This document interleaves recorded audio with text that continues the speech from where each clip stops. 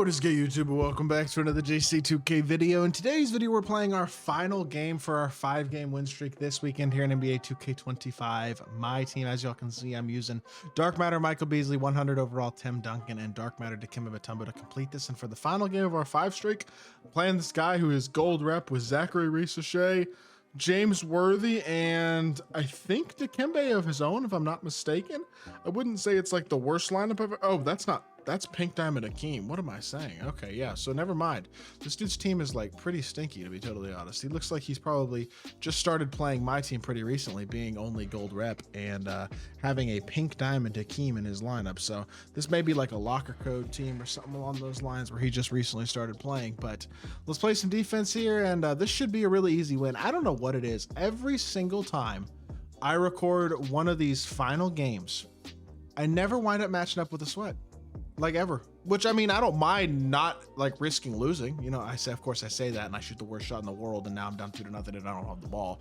So I probably should pay attention because there is obviously the chance I could lose. I mean, I'm down 4-0. So let's focus up. But I will say it is kind of nice to not really ever play sweats in these final games. But also, I mean, I know that's not, I guess, I don't know. Maybe that is pretty common. Maybe people are like, they're less likely to play people with higher streaks and stuff. I don't know. Y'all let me know what y'all's experience has been with the streaks in terms of, do you get more competitive games towards the end or to the beginning?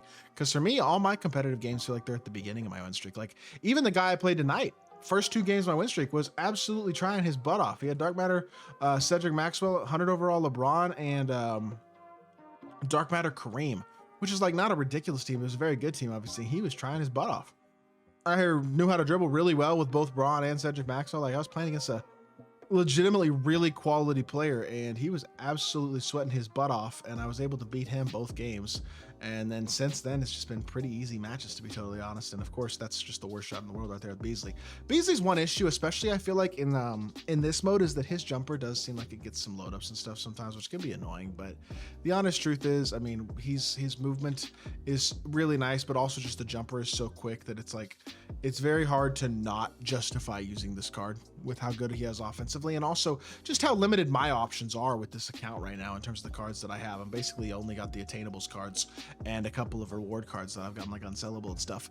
That's about it pretty much on this account. So we got ourselves a solid enough team, definitely one that's good enough to get the job done, but I'm looking forward to getting this GOAT piece because I think we're going to add a pretty big piece to this squad here in this video after we get this win streak done. Run, Dikembe, run, save it. Nope, he can't save it. All right, we are still down 1. Definitely not the start I was looking for, so I need to make sure I focus up, get a stop here. 5 seconds left in the shot clock. Let's be smart, just stay walled up. Great defense, no chance that goes in, and we get the board. All right, see if we can get a three-pointer here. Hit it over to Timmy. That was kind of a force of pass, to be totally honest. If he was in position, that would have been a steal. That's an open 3. This should be green, and it is. Beautiful. Nice shot. Knock down the 3 off the behind the back. We got ourselves a 2-point lead. There you go. That's more like it. Switch this. I'm fine. I will live with a Zachary Reese-Shea pull-up mid-range. That's not honestly a shot I mind giving up. Tie ball game right now, but I'm not. I was going to say I'm not feeling super concerned.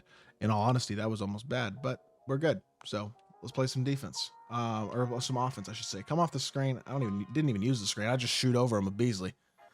Hey, that's what Beasley does. He is hard to contest. You got to be right up in his face, manually contesting in a lot of situations to be able to get a contest on him. And that is why I recommend him so highly to these attainable squads and attainable players, because look at the movement. I mean, he doesn't even have Garland dribble style. I know he doesn't have perfect behind the back. Garland behind the back isn't spectacular compared to like a Trey behind the back or something. He doesn't have Francis size up, but he does have D-Fox size up, which is second best. He's got the Kemba escape, and he's got just such an elite level shot.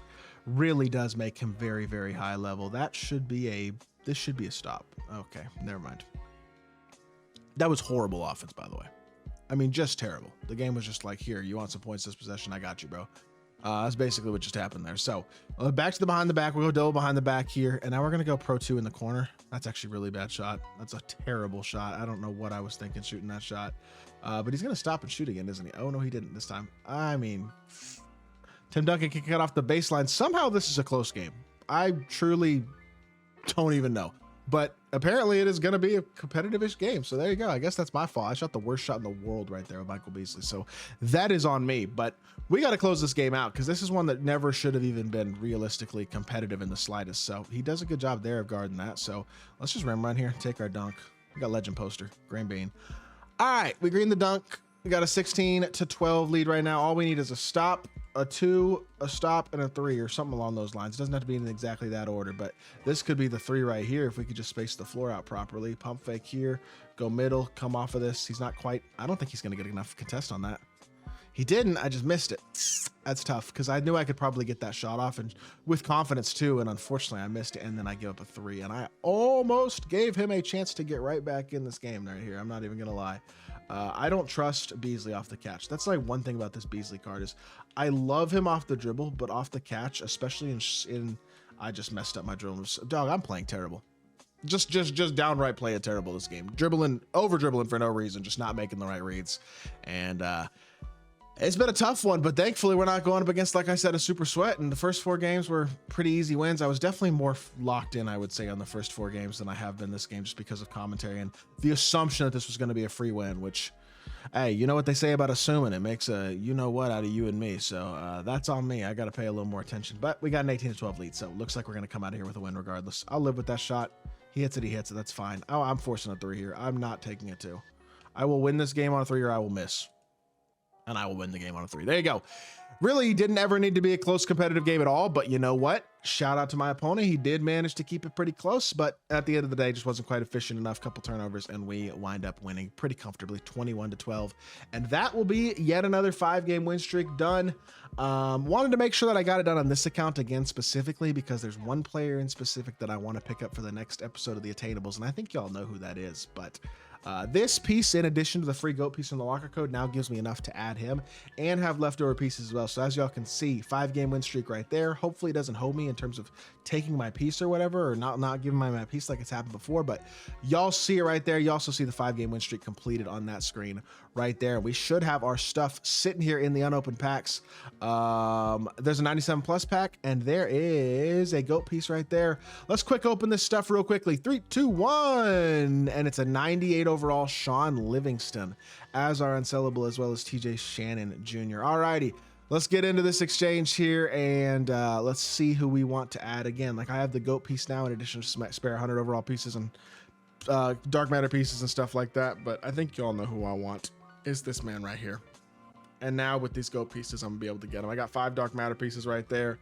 I got 4 100 overall pieces, I believe, sitting in my collection as well. So that's another 16 dark matter pieces, which puts us at 21. And then the GOAT piece is equivalent to 24 more. So that gives us a total of 45 dark matter pieces. We really only need 30 of them for Cedric Maxwell. So I will be getting him here. I'm not gonna do it in this video, but I will be getting him shortly. And that will be the next episode of the Attainables, is adding Cedric Maxwell's to the team. So y'all be on the lookout for that. That'll probably drop either tomorrow, as y'all watch this on Monday. It'll either be Tuesday or on Wednesday will be the next episode of that. But needed to make sure I got this win streak done.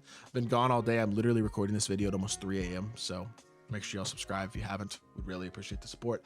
Just needed to make sure I got this win streak done so I'd be able to add this Cedric card to this account.